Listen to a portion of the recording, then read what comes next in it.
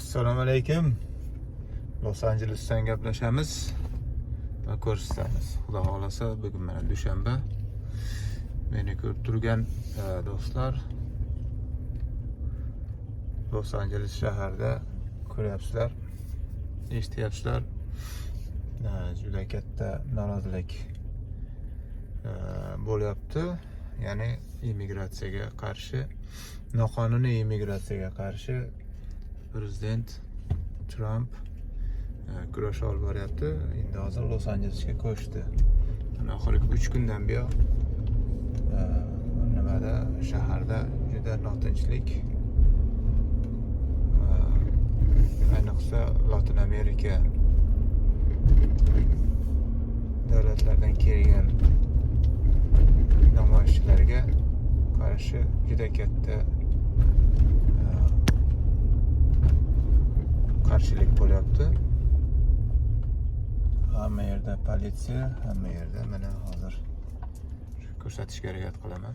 Ko'rib turibsizlar, mashinalar yoqib tashlanyapti, odamlar qattiq norozi. Hamma yerda politsiyalar bor. Hozir endi bu yerlarda mana yopib qo'ygan yo'l. To'g'ri ketishim kerak edi. Endi mana yo'l yopib qo'yibdi. Hamma yerda politsiya. O yo'llarda mana yo'llar yopib qo'yishgan. Xullas, noqonuniy kelgan Latin Amerikaliklarga qarshi reydlar bo'lyapti. Ushlab hammani aloqa olib ketyapti. Hammani olib ketyapti ushlab. Shunga qarshi Meksika, Honduras, Panama, Venezuela, Braziliya, Argentina, xullas Honduras, Nikaragua, xullas shu Latin Amerika davlatlaridan kelganlar qattiq qarshilik ko'rsatyapti. Hozir bu yerda ko'rdim, men hayron qoldim-da. Mashinalar yoqib tashlagan joyi qolgan, hozir ko'rsataman. Mana bu yerda qarang, mana. Ko'ryapsizlarmi? Yoqib tashlangan mashinalar.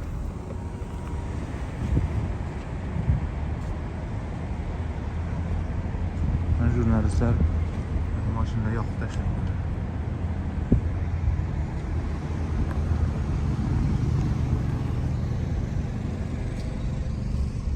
Hozir ulgursam boshqa yerlardan ham olaman. Lekin napasni politsiya ushlasa, ko'rsa, telefon ishlatayotganimni katta ishtiroq bor. Bilasizlar, Kaliforniya, Los Angeles, Meksika bilan chegaradosh davlat. Shuning uchun bu yerdan o'tadigan immigrantlar San Diego shahri yaqinda juda katta SBA degan bir programma bo'yicha juda ko'pchilik o'tgan. Ba'zi bir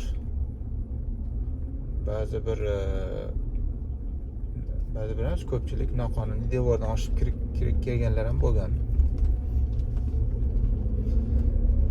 Juda katta miqdorda noqonuniy odamlar kelgan. Shularni nimadan olib tashlash uchun yo'llar yopib tashlanganki, endi qayerga boramiz?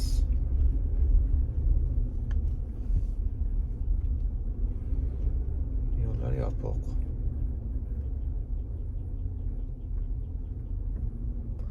Hozir telefon ishlatsa bo'lmaydi, ko'radi-da, keyin anaqa qilish mumkin. Yana yo'llar yopibdi shekilli.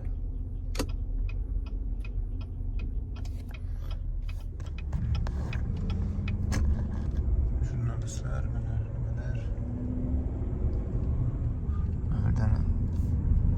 Xullas, hozir yo'llar yopib tashlangan, boshqa yo'lga ketishi majbur. Kecha politsiya, hamma yerda politsiya, iloji yo'q. Kecha mana shu betonka deydi, freeway deydi bizda. Shuni yopib qo'yildi, juda katta namoyish bo'ldi. Rezinalik va qator qurollar bilan otishdi, даже bosh oqizuvchi nimalar ishlatishdi, suyuqliklar. Xullas hamma yer hamma yerda politsiya. Kaliforniya demokratik shtat. Prezident esa Respublika partiyasidan. Ikkalasi hech kelishmayapti. Kecha prezident 2000 milliy gvardiyadan qo'shin kiritamiz dedi. Bunga Kaliforniya gubernatori Gavin Newsom qarshilik bildirdi. Ya'ni prezidentga qarshi qattiq gaplar bo'ldi. Prezident esa gubernatori qattiq tanqid qildi. O'zing boshqara olmayotgan bo'lsang, biz milliy gvardiyani kiritishga majbur bo'lamiz deb. Shunga hozir shu gvardiya askarlari, hatto dengiz qo'shinlari, Moskva pexota deydi, shu ham tayyor turgan ekan. Xullas katta janjalga aylanib ketyapti. Mashinalar yoqib tashlanyapti. Bir xil binolarga hujumlar bo'lyapti. Xullas bu downtown Los Angeles.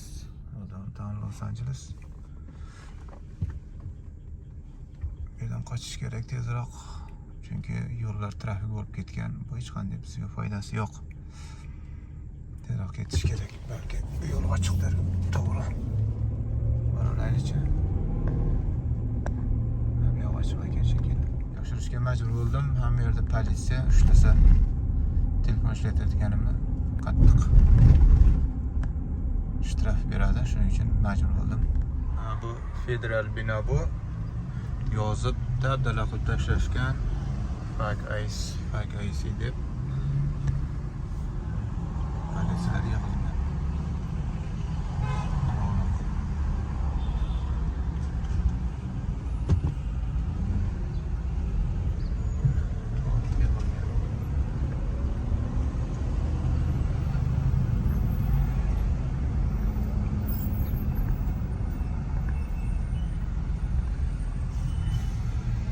Mana ko'rayotgan bo'lsangiz, mana Fuck Trump deb yozib qo'ygan bu. Yozib tashlashyapti. Xullas hamma yerga prezident haqoratlab.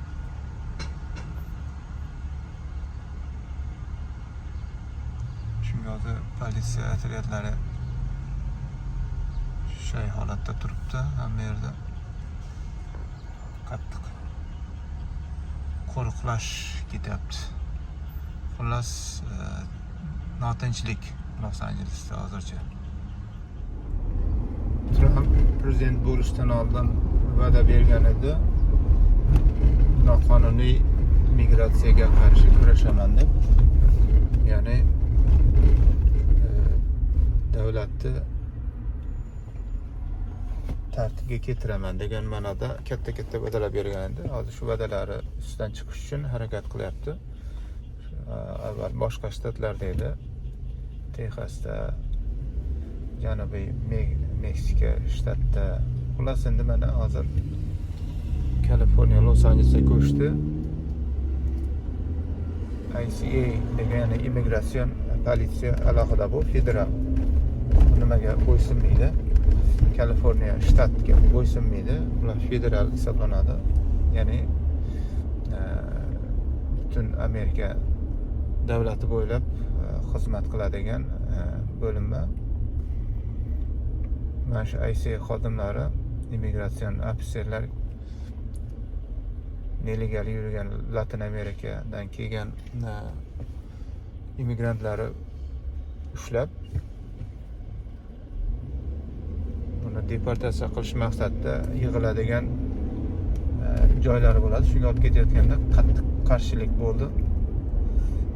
Shu qarshilik sababli sekin qo'zg'olonlarga aylanib ketdi.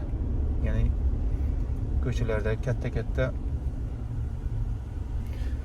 demonstratsiyalar paydo bo'ldi. Yo'llar bekitib, Misal mana bu tomonlari tinchlik, hech qanday muammolar yo'q.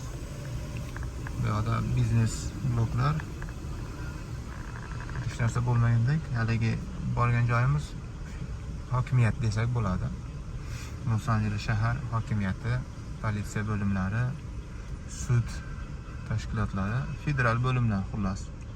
Shu yerlarda katta demonstratsiyalar, namoyishlar bo'ldi. Shunga politsiya hozir o'sha holatda turibdi. Bu yoqlar tinchlik. Shuning uchun yo'l o'tish kerak emas. Bu yoqlarda yurish kerak.